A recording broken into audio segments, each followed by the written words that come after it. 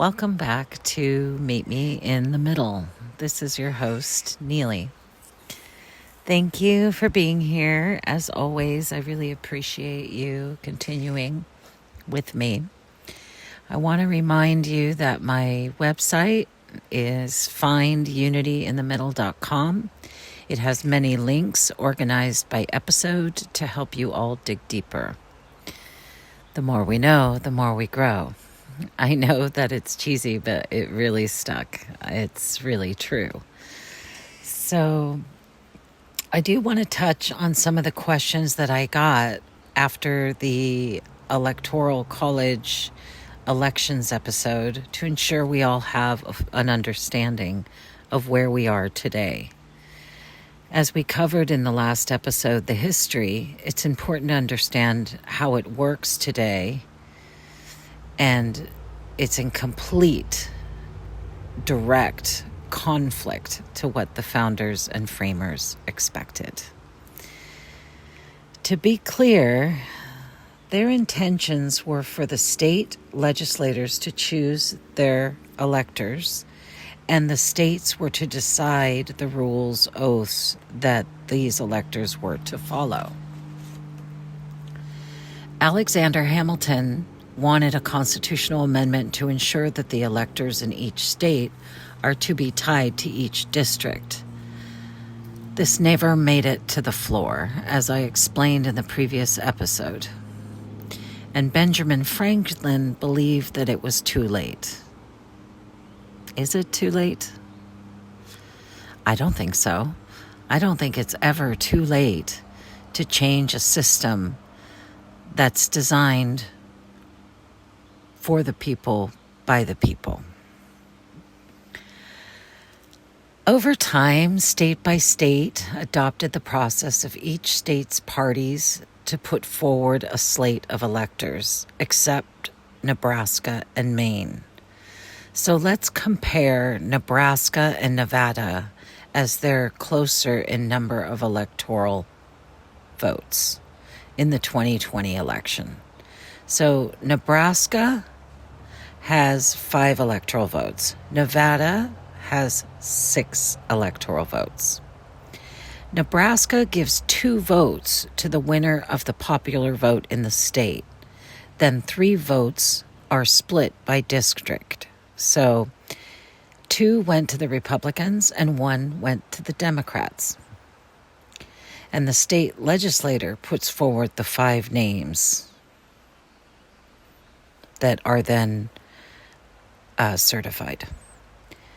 Nevada gave all the votes, the 6 votes, to Democrats as they won the popular vote. So all 6 went to the Democrats. This is the reason some can win the presidential election, but not win the popular vote.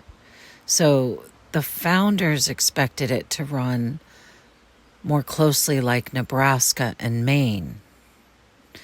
So Maine had 4 electoral votes.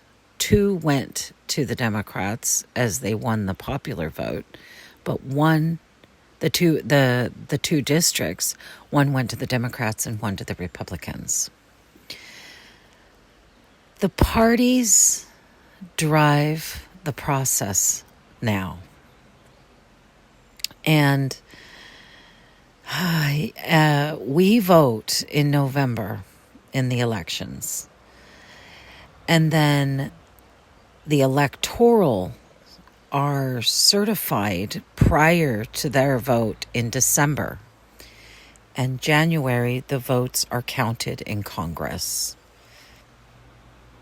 And in 2020, it was January 6th.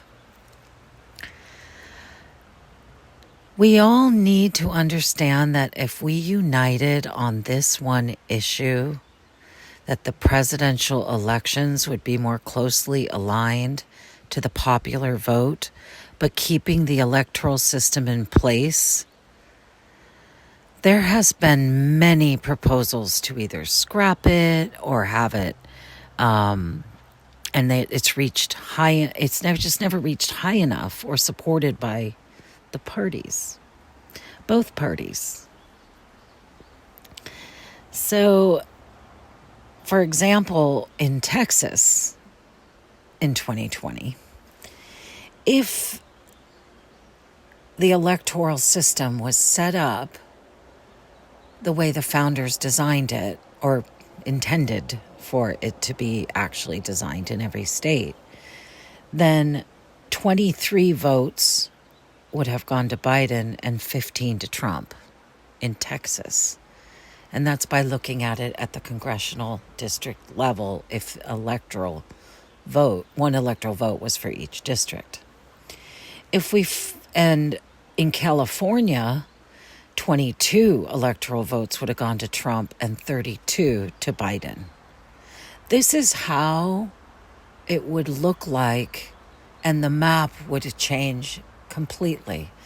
Because in each state, especially large states, there's a lot of Republicans in California, but because of the winner-take-all system on the electoral votes, it turns blue. And then the opposite in Texas. There's a lot of Democrats in Texas, but because it's a winner-take-all, it turns red. So as you can see, the votes would be closely aligned in the electoral votes versus the popular vote. It'd be more representative of the popular vote if we conducted our electoral voting process like it was originally intended to be designed. The congressional districts drive the electoral voting systems, and by district, you choose who represents you in the House and D.C. And in your state, there are districts for your legislator in your state and your governor and so on. So let's get into this episode about the census and congressional districts. If you do follow along on the website, you can click on the links. Each state map is there. So you can click on your state, it'll show you your maps, it'll show you your district, and then each district, if you pull it from the drop down, it will show you the demographics of every single district in your state. And you can look at other states, of course. You can change the state. Once you're on the site, I made it easy so each state's link takes you right to that map. But it takes you to the census website where all the maps are stored, and you can choose a different state if you want to look at that. So if you look at all of these districts, just ask yourself in your own state and district, does this map represent your community? What if a park in the middle of this district was divided? Who then makes the decisions about the park that affects your life? Is it in a different district? Are both districts working together? These kinds of questions are important to your daily life. The Constitution laid out that every 10 years, a census is done. And in the Constitution, the representation showed one representative in the House for every 30,000 people. Over time, that number of representatives to population size has changed, and there are amendments and statutes that lay out these changes. So just to give you kind of an overview of different areas, and there's a map on the site that you can click, but for every 10 years, but it's from 70. So when the Constitution was drafted and drawn up and finalized and signed and ratified, it was stated 30,000 per representative. But in 1790, the average was 34,000 to 1. In 1860, it was 122,000 to 1. In 1910, it's 211,000 to 1. In 1970, it was 470,000 to 1. And then in 2020, and now, it's about 762,000 people to one representative. And there has been many proposals that have been discussed over the years and that have been drafted to amend and change and expand the representation. So really, it just hasn't moved further than when it was set to 435 representatives in the House and 100 senators, 2 per state. So once the Census Bureau completes the counts, they allocate the total number of districts and electoral votes. They're equal in measure to the state, and then they take away the 2 senators from those totals, and then the rest are districts. So to explain that, if you have 54 votes, electoral votes in your state, you take away the 2 senators, and then you have 52 districts. So for instance, in California, we have 52 districts.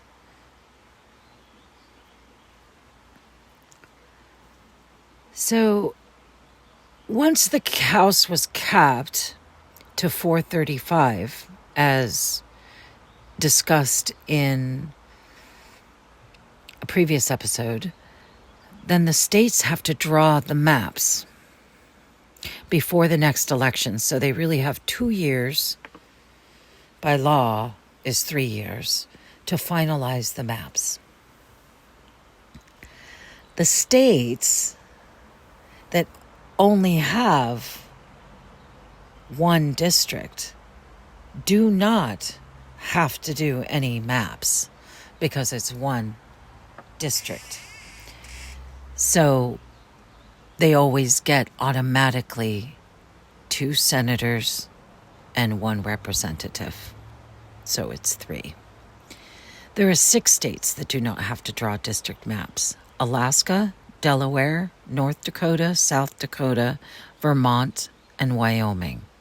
All have 3 electoral votes.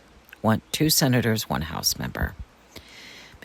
And there's never a chance where it would be less than 3 for a state. The District of Columbia is not a state, but they do get to vote.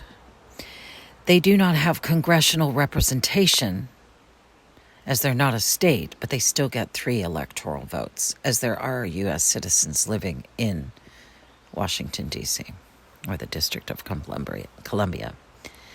So after you remove this, there's 44 states that are sent off to draw their maps.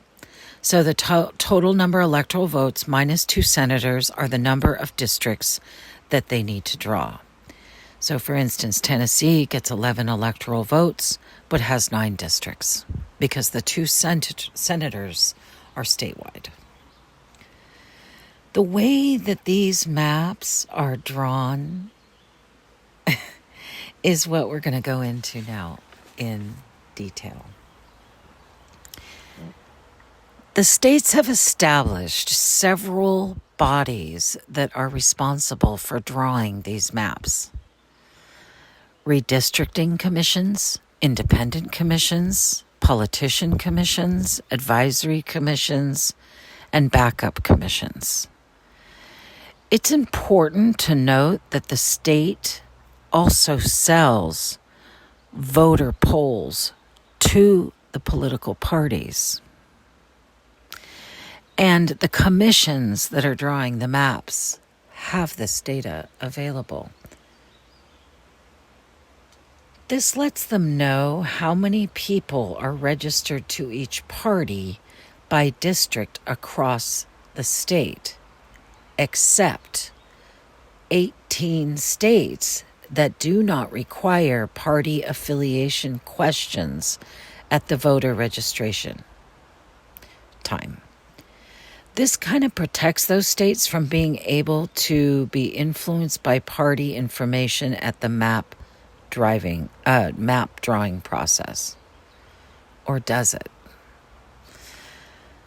As there's many companies out there that are constantly creating polls of how many voters are Democrat, how many people are happy with the current administration that are unhappy, how many people that would right now vote for who is running, and so on and so forth. Now, polls, when you're looking at polls, please make sure to look for the detail of the poll, because a lot of these polls, they say this is the American view as of right now. And then you look at the fine print and it's like 98,000 people. There's 360 million people. There's about 150 something thousand voters. And this changes every year. So, or the 150,000 voters that voted in 2020. So 98,000 people is hardly a representation of America. So be careful when you're looking at polls. And we'll talk about a little bit about the polls and election night in the voting episode of this series. So 32 states ask party affiliation questions at the time of voter registration. So at 18, I get my right to vote. I'm super excited. I go down and I register to vote, and in 32 states I'm faced with, what party do you want to affiliate with? Is that right? Or dividing? That's a dividing question for an 18-year-old when they're just trying to participate their constitutional right to vote, and the Constitution doesn't protect anything about parties. So to be asked what party you are, can you not just be a voter? And we're going to talk about that too at voter registration and the voting series. So what the 18 states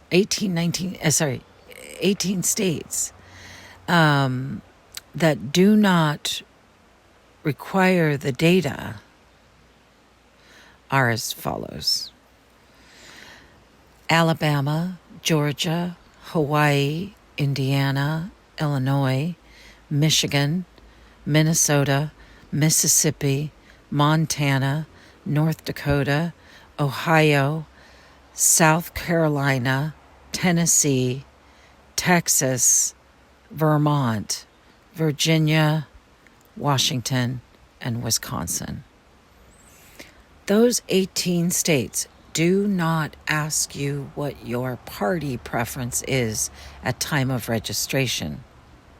It's kind of surprising, right? This list. You would expect California maybe to be on there, but it's not. So most of these states also have something that's called open or partially open or top two primary types. We're going to talk about that in the voting series, so I'm not going to go into that. But it means that they allow people that without party affiliation to be able to vote in the primaries. And how that works and how that's practiced in each state, we're going to go into in the voting series. So I want to stick with the maps right now. So the map drawing can absolutely be influenced by voter registration data, as well as demographics data. This is why I mention it.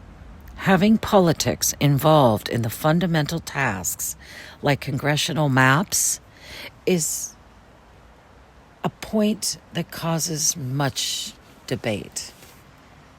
How do you feel about that? Do you think that's right? I don't know. When parties influence the congressional maps, this is what is called gerrymandering. However, maps can also be gerrymandered by using race data from the census. How did this name come to be used as a label for political or racial corruption in the process of representation? It's kind of a fun fact.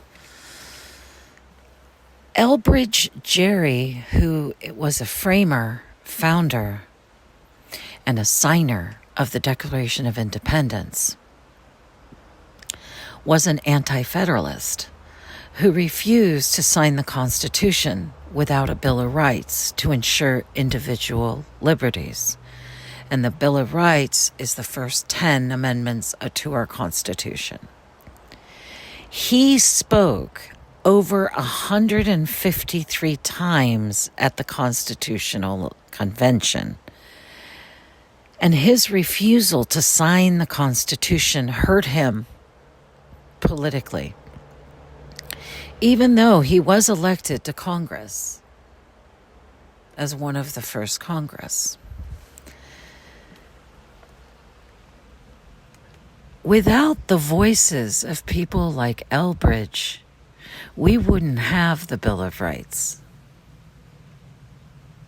So Elbridge Gerry, he had a political comeback and was elected to governor in Massachusetts in 1810.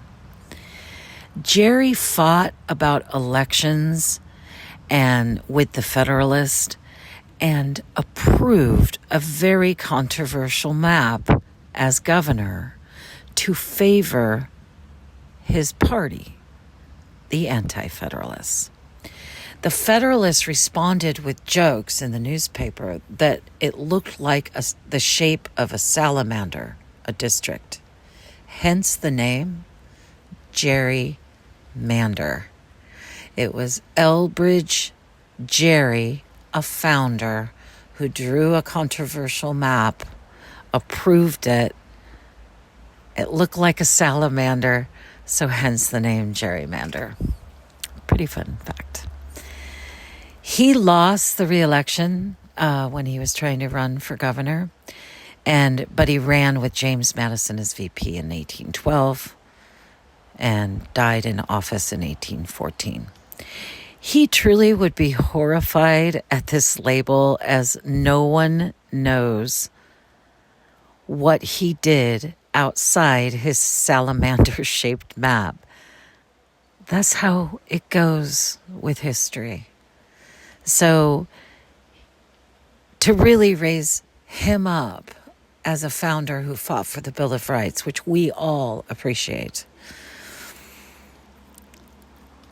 it's just sad, I guess, when you think about it. But that is history.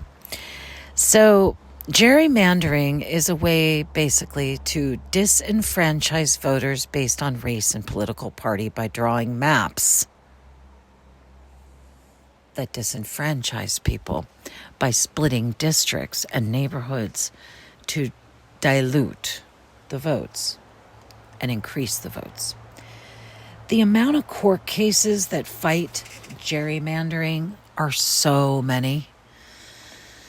The racial data comes with the census, and the political party affiliation comes from voter polls that are sold by the states. The Voting Rights Act of 1965 stated that no citizen could be disenfranchised based on race or religion, sex, all of it.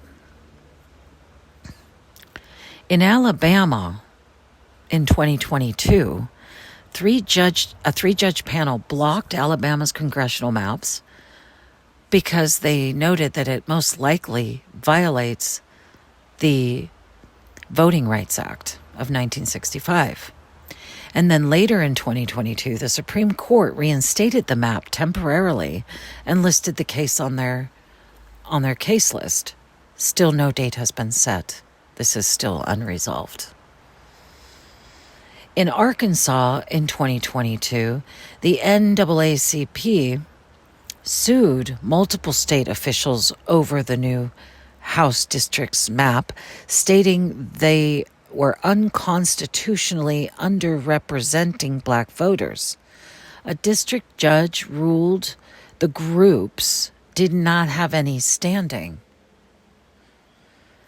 The ACLU appealed following the DOJ's announcement that they were not going to intervene. 2 more lawsuits arguing that the map disenfranchised voters by splitting Pulaski County between 3 districts, moving 23,000 black voters out of District 2. This case is still unresolved. In Georgia, in 2021, the Southern Poverty Law Center claimed the maps block communities of color from obtaining political representation that reflects their population's growth. And the ACLU filed a lawsuit alleging that the state's legislative and congressional maps violated the Voting Rights Act, specifically in the 6th, 13th, and 14th districts. March 2022, a court ruled to allow the maps, stating it would be disruptive to the May vote. This case is still unresolved. In Michigan, in 2022, maps were challenged on the grounds of violating the Voting Rights Act by reducing the number of black majority districts in Detroit. It was dismissed. In Texas in 2021, the League of United Latin American Citizens filed a lawsuit that the maps failed to reflect the fact that over 50% growth in Texas' population over the last 10 years was due to the Hispanic citizens, and say that they failed to add new Hispanic majority districts, but also eliminated several existing districts, but claiming to be violating the Voting Rights Act of 1965. In December 2021, the DOJ filed a lawsuit against the maps, stating that they were drawn with discriminatory intent. This is also unresolved. In Maryland, in 2021, where vetoed by the governor, the maps were vetoed by the governor, stating that they were disgracefully gerrymandered. The legislators overturned the governor's veto, and then the Republican groups, stating this cracked Republican voters across several districts. In March, a current court judge threw out the maps, calling them extremely gerrymandered. In New York in 2022, the maps were thrown out by a New York judge for violating a state constitutional provision banning partisan gerrymandering. In 2022, the appeals court upheld the decision to throw them out, stating they were drawn with political intent. However, they reinstated the state assembly and state senate maps, and upon a second appeal by the state Democratic Party, the New York Appeals Court found that the congressional and state senate maps were drawn with unpermissible partisan purpose. Both were found unconstitutional. The court appointed then an independent counsel to draw new maps. The federal judge rejected the argument from state Democrats after this map was drawn by the special counsel that it was too late to redraw the maps past the maps that were proposed, as it was long shot to hold the primaries on district lines, even though the state says that the maps were unconstitutional. It's still unresolved. In Ohio, the Supreme Court of Ohio overturned past legislative maps, arguing that they unfairly favored Republicans against Ohio's 2015 redistricting amendment that seeks to limit partisan gerrymandering. These are just a taste of the lawsuits claiming racial and political gerrymandering that exists today. What I did notice, however, when I was going through all these court cases, and I read a lot more of these, but these I felt that, were important and strategic for different states. But what I did notice, and it showed, the examples I gave was really showing that Republicans do it, Democrats do it, they all do it. All of them do it. There's not one party that does it. They both do it in equal measure, I would say, looking at all the court cases. But what I did notice is the political gerrymandering arguments seem to really get pushed right up through the courts and Supreme Courts and things like that. But when it comes to racial gerrymandering cases, those seem to end in the lower courts or stall. That is completely inappropriate, in my opinion. And I don't voice my opinion too much, but if you really think about it, racial gerrymandering or political gerrymandering, these cases this is wrong. This is the wrong way. They should never be drawn like this. And there needs to be something done about that federally, I think. Because the states have the ability to understand their districts and they can propose the maps and have their commissions. But really, there needs to be some very clear rules on, this needs to be not a small majority to pass the maps. It needs to be, I don't know. I'm not saying federal control, but I'm saying that it needs to be managed in a better way, as a lot of these cases just die in the courts because a lot of the cases are brought to the states and the courts and the district courts and the Supreme Court and appeals courts by non-profit organizations that are fighting for the people, and they don't have the same kind of money that the political parties have to fight these cases. Unfortunately, that's just the facts. So, gerrymandering is criminal in any instance.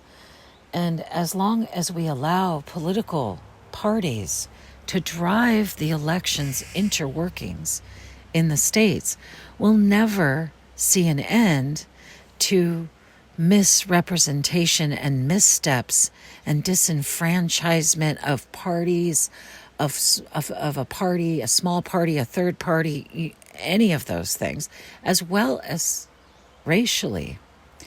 And then you've got the gerrymandering of the rich and the poor as well. Although there's not so many cases that are brought up on that. It's important to know your state, your district, pay attention and get involved. When you see court cases in your state, I think there's a current court case right now that is with the Supreme Court in North Carolina. Check it out, follow it. It's fascinating to understand who's fighting it and who drew it. And you can find all that information. You can either look at my website or look at the state sites, and you can find it. And it's interesting to follow, and it's important to understand it, as these districts are how our voices are heard. Now, we've already talked about the fact that 30,000 voices to one voice, okay, that seems much more representative to, a growing nation. But now it's one representative for 762,000. Can you imagine if 762,000 constituents wrote an email to their representative in one day, right? This is our representative. We should have access to that person for sure. What about the two senators that where they have a whole state? So like a state like with 40 million people, then you're basically talking about, 20 million people each talking to a senator? I mean, that seems a lot of people. And the not misrepresentation, but the representation, population, the ratio has changed so dramatically that there's so many debates about expanding the number of members in the House. So if we were to go back to the 30,000 model or even 75,000, I mean, you'd actually have to add like 1,500 seats to the House. So there's some very interesting arguments, and that's also on my website. And again, they're just arguments of expanding, and there's lots of different ideas. It's very interesting. If you want to look at it deeper, it's on the website. So the voter registration lists are available for sale to political parties. This visibly drives the political gerrymandering. If we stop the question of party affiliation, would it change anything? I have no idea. Maybe. We are going to be looking at this along with the voter laws also further in the series in the voting episode. So I kind of want to go through the types of bodies in the various states that draw the maps. This is set at the state level, like all elections and voter laws. The Voting Rights Act is clear that no one shall be disenfranchised based on race, sex, age, and religion. But what about being disenfranchised by political parties?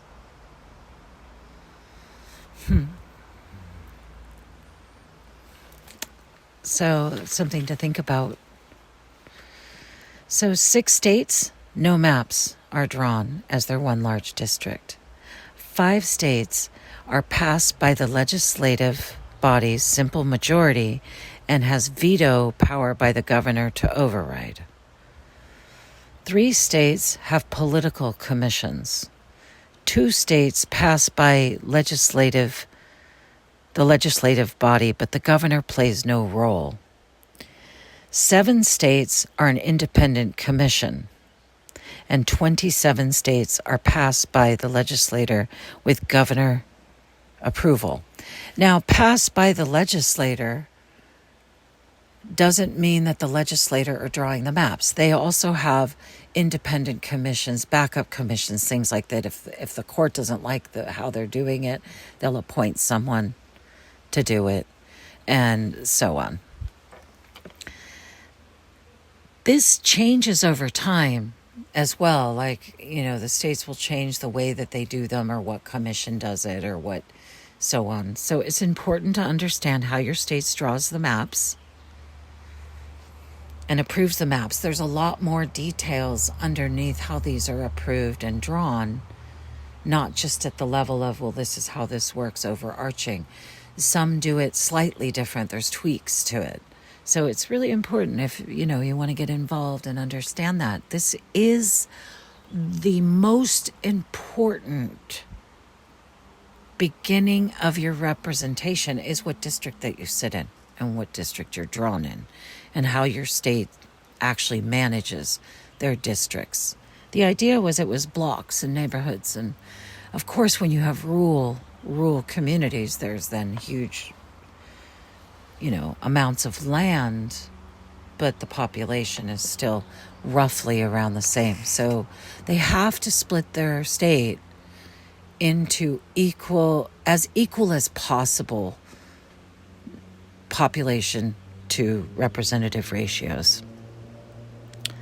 So please get to know it. It's really important how you vote for your representative. in a representative democracy, constitutional republic, which is what we are. So please look at all the links. There's a lot of information there. Your congressional maps are there. And don't forget, at the state level, they have all your laws on elections as well. And your state constitution, the rules and statutes regarding congressional maps. So I do encourage you to know your state. I want to point out a recent event that happened in Tennessee. This will show you the power of your vote.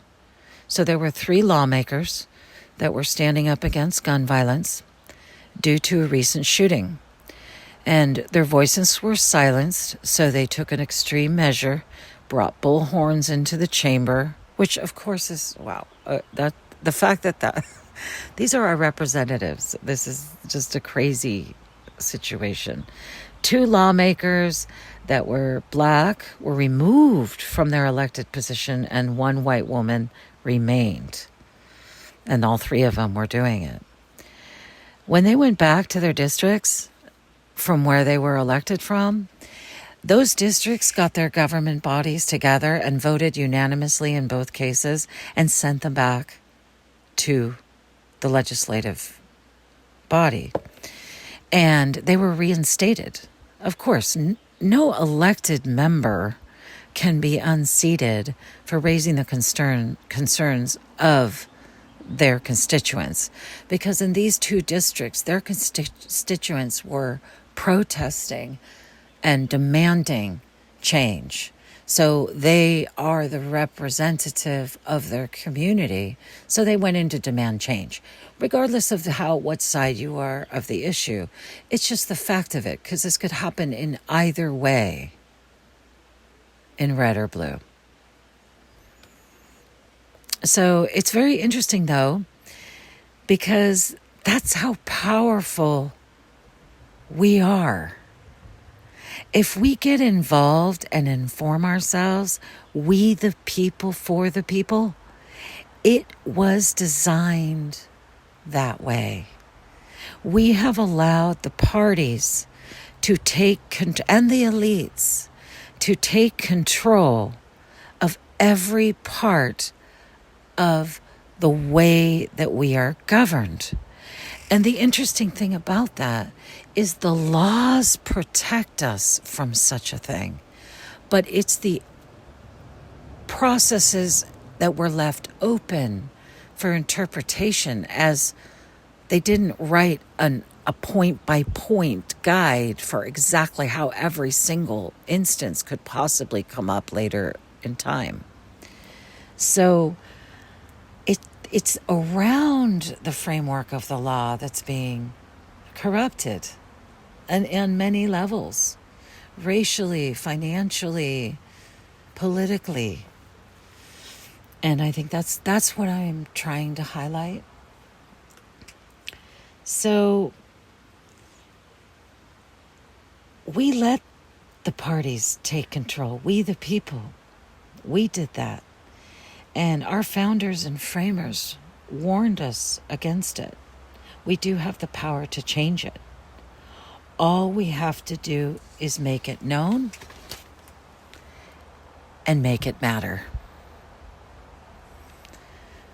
The key reason for doing this podcast is to help us all navigate the complex systems designed to govern a diverse nation that was a new idea, with a balance of power and demand for the representation that is afforded us under the United States Constitution and its amendments.